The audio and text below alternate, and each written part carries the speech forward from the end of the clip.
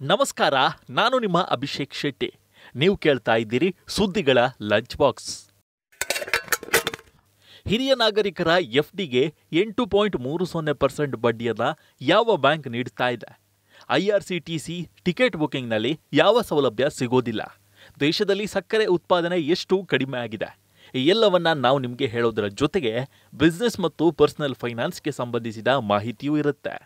ಬನ್ನಿ ಹಾಗಾದ್ರೆ ಓಪನ್ ಮಾಡೋಣ ಇಂದಿನ ಸುದ್ದಿಗಳ ಲಂಚ್ ಬಾಕ್ಸ್. ಯಾವ ದೇಶದ ಪಾಸ್ಪೋರ್ಟ್ ಅತ್ಯಂತ ಶಕ್ತಿಶಾಲಿ ಗೊತ್ತಾ? ಭಾರತಕ್ಕೆ ಇದೊಂದು ಶಾಕ್. ಭಾರತೀಯ ಪಾಸ್ಪೋರ್ಟ್ ಶಕ್ತಿ ಸ್ವಲ್ಪ ಕಡಿಮೆ ಆಗಿದೆ. ಈ ಹಿಂದೆ ಭಾರತದ ಪಾಸ್ಪೋರ್ಟ್ ಸಾಮರ್ಥ್ಯ ದೃಷ್ಟಿಯಿಂದ ವಿಶ್ವದಲ್ಲಿ 80ನೇ ಸ್ಥಾನದಲ್ಲಿತ್ತು. ಆದರೆ ಈಗ ಅದು 85ನೇ ಸ್ಥಾನಕ್ಕೆ ಕುಸಿದಿದೆ. ಪ್ರಪಂಚದ ವಿವಿಧ ದೇಶಗಳ ಪಾಸ್ಪೋರ್ಟ್ಗಳ ಬಲವನ್ನು ಅದು ಎಷ್ಟು ದೇಶಗಳಿಗೆ ವೀಸಾ ರಹಿತ ಆಕ್ಸೆಸ್ ನೀಡುತ್ತದೆ ಎಂಬುದರ ಆಧಾರದ ಮೇಲೆ ನಿರ್ಣಯಿಸಲಾಗುತ್ತೆ. ಹೆನ್ಲಿ ಪಾಸ್ಪೋರ್ಟ್ ಇಂಡೆಕ್ಸ್ ಅನ್ನು ಈ ಆಧಾರದಲ್ಲಿ ಬಿಡುಗಡೆ ಮಾಡಲಾಗುತ್ತೆ. 2ನೇ ತ್ರೈಮಾಸಿಕದಲ್ಲಿ ಬಿಡುಗಡೆಯಾದ ಹೆನ್ಲಿ ಪಾಸ್ಪೋರ್ಟ್ ಇಂಡೆಕ್ಸ್ 2024ರಲ್ಲಿ ಭಾರತ ಈಗ 80ನೇ ಸ್ಥಾನದಿಂದ 85ನೇ ಸ್ಥಾನಕ್ಕೆ ಕುಸಿದಿದೆ. ಭಾರತೀಯ ಪಾಸ್ಪೋರ್ಟ್ ಹೊಂದಿರುವವರು ಅಂದರೆ ಭಾರತದ ಜನರು 62 ದೇಶಗಳಿಗೆ ವೀಸಾ ರಹಿತ ಪ್ರಯಾಣ ಮಾಡಬಹುದು. ಭೂತಾನ್, ಬ್ರಿಟಿಷ್ ವರ್ಜಿನ್ ದ್ವೀಪಗಳು, Barbados, Thailand, Jordan, Malaysia, Maldives, Sri Lanka, Mauritius ಮತ್ತು ಇಂಡೋನೇಷ್ಯಾ ಇತ್ಯಾದಿ ದೇಶಗಳಿಗೆ ವೀಸಾ ಇಲ್ಲದೆ ಹೋಗಬಹುದು.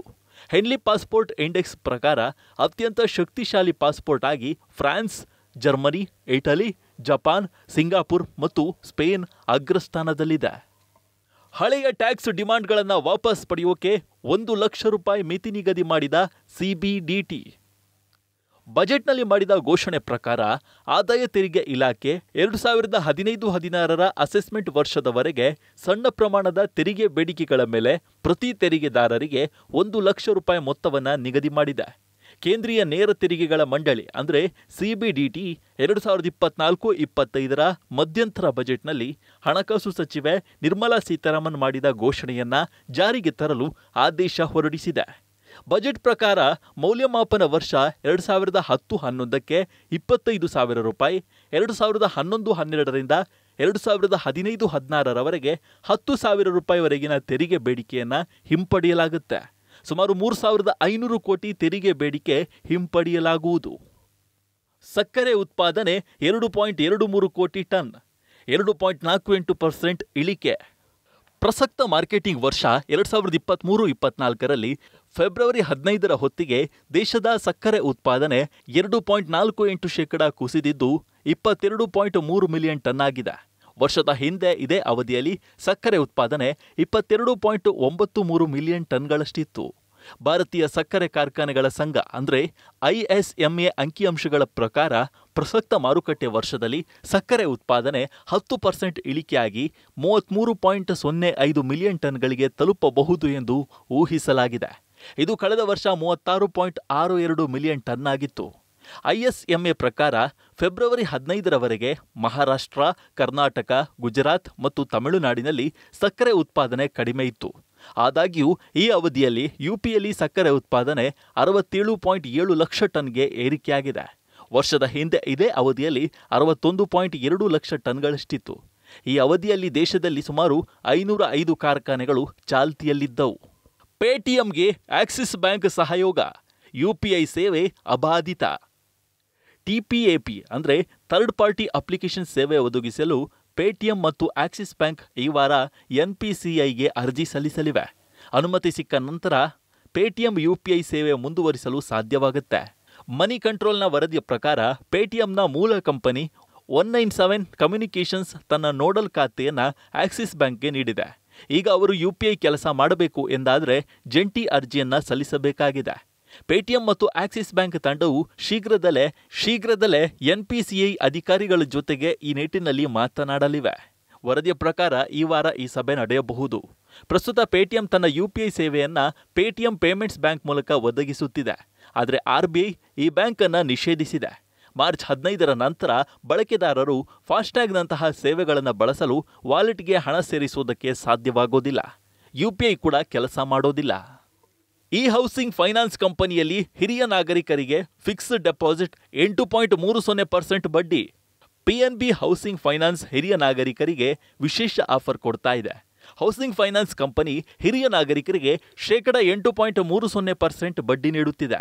ಈ ಕೊಡುಗೆ ಸೀಮಿತ ಅವಧಿಗೆ ಮಾತ್ರ ಲಭ್ಯವಿದೆ. PNB ಹೌಸಿಂಗ್ ಫೈನಾನ್ಸ್ 23 ತಿಂಗಳ FDಯನ್ನ 60 ವರ್ಷಕ್ಕಿಂತ ಕಡಿಮೆ ವಯಸ್ಸಿನ ವ್ಯಕ್ತಿಗಳು ತೆರೆದರೆ ವಾರ್ಷಿಕ 8%, ಹಿರಿಯ ನಾಗರಿಕರಿಗೆ ವಾರ್ಷಿಕ 8.30% ಬಡ್ಡಿ ಸಿಗುತ್ತೆ. ಮಾರ್ಚ್ 31, 2024ಕ್ಕೂ ಮೊದಲು ಮಾಡಿದ ಎಲ್ಲ ಹೊಸ ಮತ್ತು ಪರಿಷ್ಕೃತ FDಗಳಿಗೆ ಈ ಬಡ್ಡಿ ದರ ಮಾನ್ಯವಾಗಿರುತ್ತದೆ. ಕನಿಷ್ಠ 10,000 ರೂಪಾಯಿ ಹೂಡಿಕೆ ಮಾಡಿದ್ರೂ ಈ ಬಡ್ಡಿ ದರ ಸಿಗುತ್ತದೆ. ವಿಮಾನ ಇಳಿದ 30 ನಿಮಿಷಗಳಲ್ಲಿ ಬ್ಯಾಗೇಜ್ ಲಭ್ಯ. ವಿಮಾನ ನಿಲ್ದಾಣಗಳಲ್ಲಿ ಲ್ಯಾಂಡ್ ಆದ ನಂತರ ಚೆಕ್ ಇನ್ ಲಗೇಜ್ ಪಡೆಯುವಲ್ಲಿ ವಿಳಂಬವಾಗುತ್ತಿರುವ ಬಗ್ಗೆ ಪ್ರಯಾಣಿಕರಿಂದ ಬಂದ ದೂರುಗಳ ವಿಷಯದಲ್ಲಿ ಸರ್ಕಾರ ಕಠಿಣ ಕ್ರಮ ಕೈಗೊಂಡಿದೆ. BCAS ಅಂದರೆ bureau of civil aviation security 7 ಭಾರತೀಯ ವಿಮಾನಯಾನ ಸಂಸ್ಥೆಗಳಿಗೆ ಸೂಚನೆ ನೀಡಿದ್ದು, ಪ್ರಯಾಣಿಕರು ತಮ್ಮ ಲಗೇಜ್ ಅನ್ನ ವಿಮಾನ ಇಳಿದ 10 ರಿಂದ 30 ನಿಮಿಷಗಳ ಒಳಗೆ ಪಡೆದುಕೊಳ್ಳುವಂತಾಗಬೇಕು ಎಂದಿದೆ.